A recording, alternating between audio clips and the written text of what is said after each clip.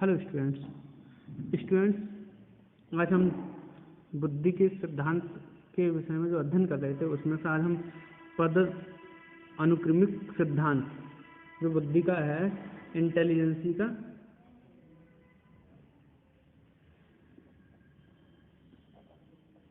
उसके विषय में विस्तार पूर्वक अध्ययन करने का प्रयास करेंगे। जैसा कि आप जानते हैं कि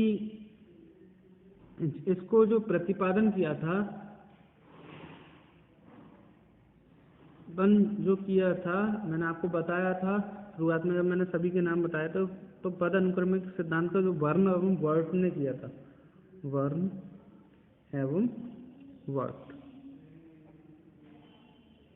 वर्णन एंड वर्ट, इनने इस सिद्धांत को बनाया। तो पद अनुक्रमिक सिद्धांत का प्रतिपादन वर्णन वर्ट ने किया था और 1960 में इसका आविष्कार हुआ या प्रतिपादित किया था। कुछ मनोवैज्ञानिक जैसे कैटल ने भी इस सिद्धांत को महत्वपूर्ण योगदान किया है, परंतु इन्हें जब भी इतिहास लिखा जाता है तो क्या माना जाता है कि जो बुद्धि का जो वर्ण एवं वर्ट का सिद्धांत है वो पदानुक्रमिक सिद्धांत है। जैसा कि आप जानते हैं कि बुद्धि जो है, विनय ने बताया था एक कारक सिद्धांत है और स्पीयरमैन ने बताया था द्विकारक सिद्धांत है। उनने जनरल फैक्टर और स्पेशल फैक्टर्स की बात करी थी। उसके बाद आपको बहुकारक सिद्धांत थॉर्नडाइक ने बताया। उसके बाद आपको ये सिद्धांत बताने वाले एक थ्रस्टन का सिद्धांत था, थ्रस्टन का समूहकारक सिद्धांत था। थॉमसन का जो था, थॉमसन का कौन सा था, प्रतिदर्श या सैम्पलिंग सिद्धांत था, सैंपल सन से होता है, ठीक। उसके बाद आज हम वर्ट के सिद्धांत की बात करेंगे। तो वर्ट के सिद्धांत को समझने से पूर्व सबसे ज़्यादा जो आदमी की कहा जाए साइकोलॉजिस्ट जो थे या मनोवैज्ञानिक जो थे, वो स्पीयरमैन के जो सिद्धांत थे उसको ज़्यादा इंपॉर्टेंस देते थे। उसके आधार पर उन्होंने चेंजिंग करने का प्रयास किया। तो उसी क्रम में पद अनुक्रमण सिद्धांत में बुद्धि की एक ऐसे मॉडल के रूप में कल्पना की है जिसका आकार वंश यानी कि जेनेटिक ट्री के आधार के रूप में की है। इसमें सामान्य कारक सबसे ऊपर आते हैं, फिर मुख्य कारक आते हैं और उसके बाद लघु कारक आते हैं और उसके बाद विशिष्ट कारक आते हैं, ठीक। इसको किस तरीके से बांटा गया है, जो मैनुअल है, जनरल जो फैक्टर होते हैं एक इंसान में, सामान्य बुद्धि जो होती है सभी में पाई जाती है, तो जनरल फैक्टर को सबसे ऊपर रखा है उन्होंने। तो हम इसे उसी तरीके से बनाने का प्रयास करेंगे। जी फैक्टर कह लीजिए या जनरल फैक्टर कह लीजिए, इसे उन्होंने दो रूप से दिखाया है कि इसे जनरल फैक्टर भी कह सकते हैं या जी फैक्टर भी कहते हैं। क्लियर?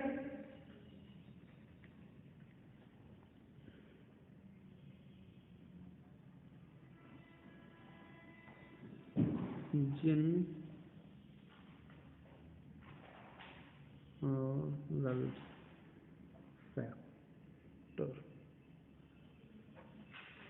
ये जो फैक्टर हैं इसे इन्होंने जी फैक्टर का नाम दिया है। वैसे होते ही जनरल फैक्टर हैं, परंतु वर्ण एवं वर्ट ने इसे जी फैक्टर नाम दिया है, ठीक। उसको उन्होंने बताया कि ये कौन सा फैक्टर हो गया, ये सामान्य फैक्टर हो गया, यानी कि सभी लोगों इसका यूज करते हैं, सभी में ये बुद्धि होती है, सामान्य कारक की बुद्धि सभी में होती है। इसके बाद इसे उन्होंने थोड़ा बांटा।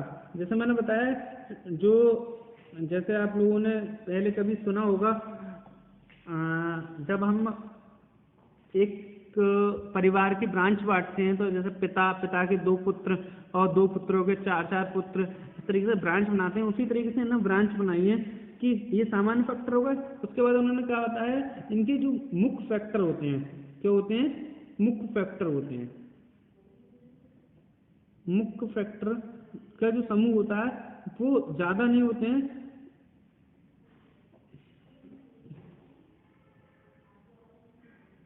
ठीक।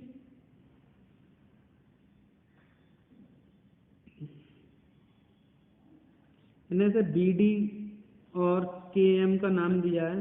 तो ये आपके हो जाएंगे वर्बल एजुकेशन फैक्टर, इसे वर्बल एजुकेशन, डी डेवलपमेंट से नहीं है, यहाँ वर्बल एजुकेशन फैक्टर से है इसका मतलब। और इसमें के का जो है ये के फोर ये के एम लिख दिया है, इसमें के साइलेंट है, और इससे इन्होंने बताया व्यावहारिक फैक्टर, यानी प्रैक्टिकल मशीनिकल फैक्टर, वर्बल फैक्टर और प्रैक्टिकल मशीनिंग फैक्टर। इसके बाद उन्होंने इसे भी बांटने की प्रयास किया है। उनके बाद इन्होंने इसे बांटा है लघु समूह कारक में। ये लघु जैसे वर्बल फैक्टर जो होते हैं या उनके इस टाइप के जो फैक्टर होते हैं वो और तरीके में बढ़ जाते हैं, चाहे इसमें दो दो और कर लीजिए,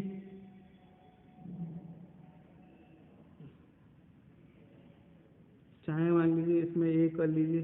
अब ये क्या चीज़ है, मैं इसको थोड़ा सा डिफाइन करने की कोशिश करता हूँ, प्रयास करता हूँ कि जो वर्बल एजुकेशन फैक्टर है, यानी कि वर्बल क्या होता है, हमारा शाब्दिक शैक्षिक कारक होते हैं। अब हमने शाब्दिक रूप में हम क्या क्या पढ़ रहे हैं, जैसे हमने शब्दों का शब्द बताना, चाहे इंग्लिश के वर्ड हैं A to Z है, या फिर हिंदी के का है, या फिर हमारे मैथ्स के 1 2 3 हैं, या फिर उन्हें जोड़ना है या इन्हें घटाना है, या फिर शब्दों को जोड़कर वाक्य बनाना है, ये सारे फैक्टर्स में आते हैं। उसे लघु समूह कारक कहते हैं। क्या कहते हैं? लघु समूह कारक। क्लियर? और इसी तरीके से हमारी ये है प्रैक्टिकल मशीनिकल फैक्टर। इसमें हमारी बहुत सारी चीज़ें आ जाती हैं, जैसे हम प्रैक्टिकल में खेल रहे हैं तो कितने अच्छे तरीके से खेल रहे हैं। जैसे मान लीजिए क्रिकेट खेल रहे हैं तो हमारे पास बॉलिंग भी आ रही है, या फिर बैटिंग भी करना आ रही है, या फील्डिंग भी अच्छी आ रही है, तो इस तरीके के समूह लघु कारक होते हैं। ठीक, इसके बाद हम बात करते हैं विशिष्ट कारक। ये कितने भी हो सकते हैं, चाहे यहाँ पे चाहे यहाँ या कहीं। तो विशिष्ट कारक में क्या हो सकता है, जैसे मान लीजिए हम वर्बल की बात कर रहे हैं, वर्बल में क्या होता है, शाब्दिक। तो ये मैंने लिखना, बोलना, लिखना, अब कौन अच्छा बोल रहा है, कौन लिख रहा है। अब मान लीजिए मेरा विशिष्ट कारक क्या हो सकता है, इसमें मेरा लिखने का हैंड राइटिंग कितना गंदा है, किसी का ये बहुत अच्छा हो सकता है, तो ये विशिष्ट फैक्टर्स के कारण आ जाएंगे। तो जो पदानुक्रमिक सिद्धांत है वो किसने लिया था, वर्ण एवं वर्ट ने। इसमें उन्होंने ट्री ब्रांच की तरह बुद्धि को बांटा है। सबसे ऊपर जनरल फैक्टर, उसके ऊपर मुख्य फैक्टर, और उसके बाद लघु फैक्टर, और उसके बाद विशिष्ट स्पेसिफिक फैक्टर की बात कही है। क्लियर? अब हम बात करते हैं बुद्धि के। नेक्स्ट हम बात करेंगे तरल और ठोस बुद्धि सिद्धांत की। हम क्या कह सकते हैं,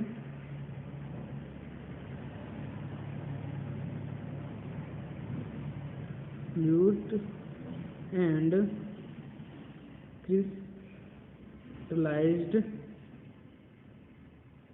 इंटेलिजेंसी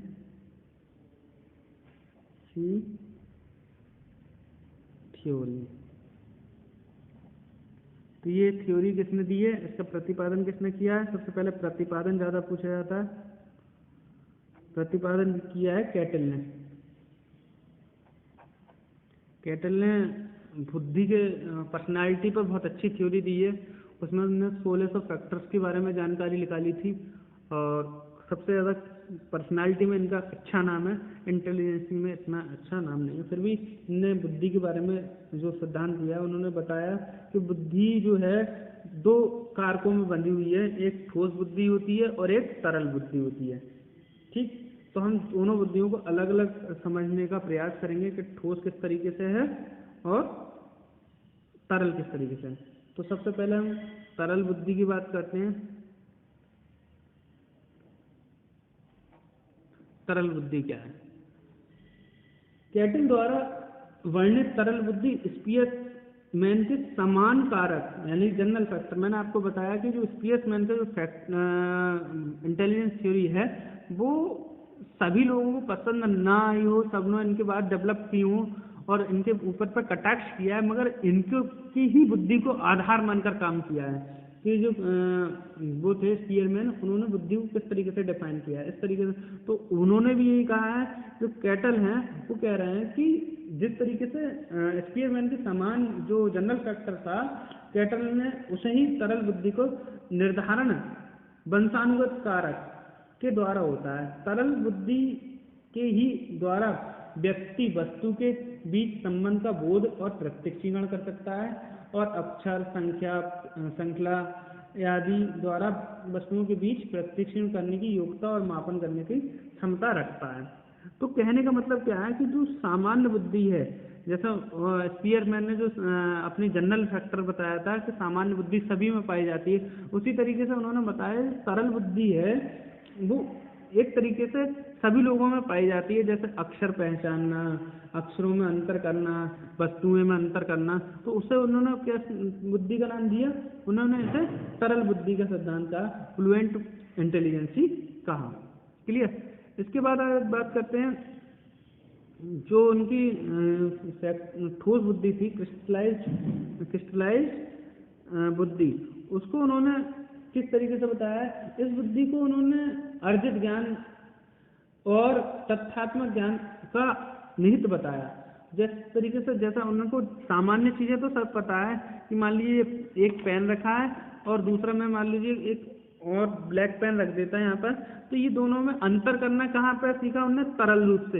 यानी कि ये सब में है कि ये इस तरीके अलग तरीके का है, ये अलग तरीका है।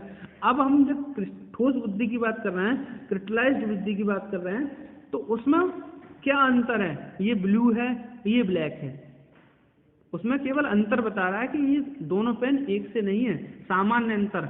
ये व्यक्ति, कोई भी व्यक्ति जिसमें मतलब कम बुद्धि है, वो भी बता सकता है ये अलग है, वह अलग है। सही है।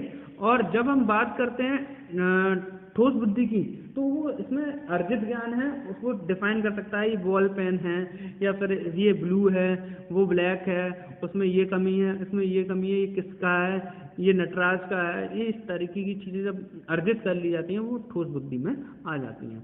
क्लियर। तो कैटल ने बताया एक तो जेनेटिक बुद्धि है जिसे सरल बुद्धि कहा जाता है, वंशानुक्रमित, और जो ठोस बुद्धि है वो अर्जित होती है, इसे हम क्या कहते हैं, एक्वायर्ड नॉलेज बेस्ड कहते हैं। Thank you very much.